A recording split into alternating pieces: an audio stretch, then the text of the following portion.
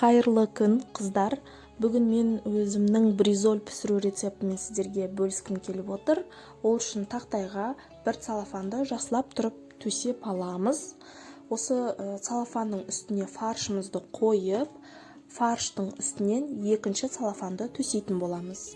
Екінші целлофанды төсеген себебіміз, біз фарштың үстінен оқтаумен жайған кезде фаршымыз оқтауға жабысып қалмас үшін фарштың астынан да үстінен де целлофанмен төсеп алатын боламыз.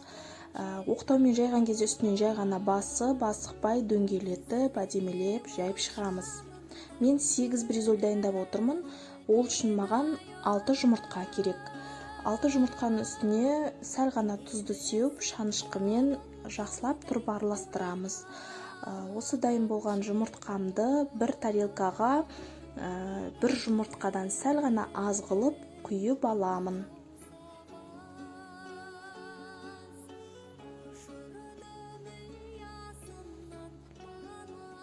Енді бетіне фаршты төсеуіміз керек. Ол үшін целлофанды ажыратуымыз керек. Бірінші бетін ажыратып алғаннан кейін теріс қаратамыз да фарштан екінші целлофанды да міндетті түрде осылай ажыратып аламыз. Сол кезде оңай түсетін болады біздің фаршымыз жұмыртқаға.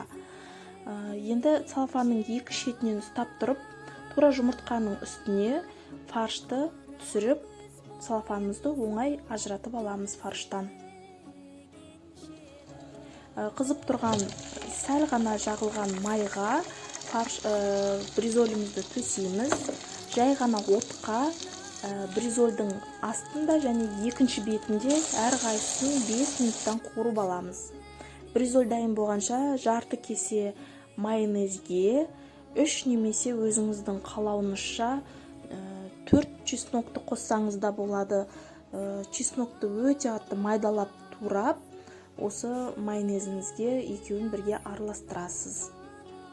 Жақсылап тұрып араластырғаннан кейін бір кішкентай қасық қоспаңызды бризольдің ортасына жағасыз. Бризольді ыстықтай міндетті түрде осылай бірден орап алмасаңыз, кейінірек қатып қалады.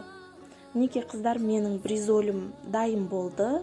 Енді бетін өзіңіздің қалауыңызша майонезбен немесе кетчуппен сәнділесеңіз болады. Менің кетчупым бітіп қалды, сондықтан да өте керемет сәндей алмадым. Дегенмен де бризольдің дәмі өте керемет және де әдемі, дәмді болған. Міндетті түрде пісіріп көріңіздер. Менің каналыма жазылып қойыңыз. Мен алдағы уақытта торт және тәтті тағамдармен сіздермен бөлісетін боламын.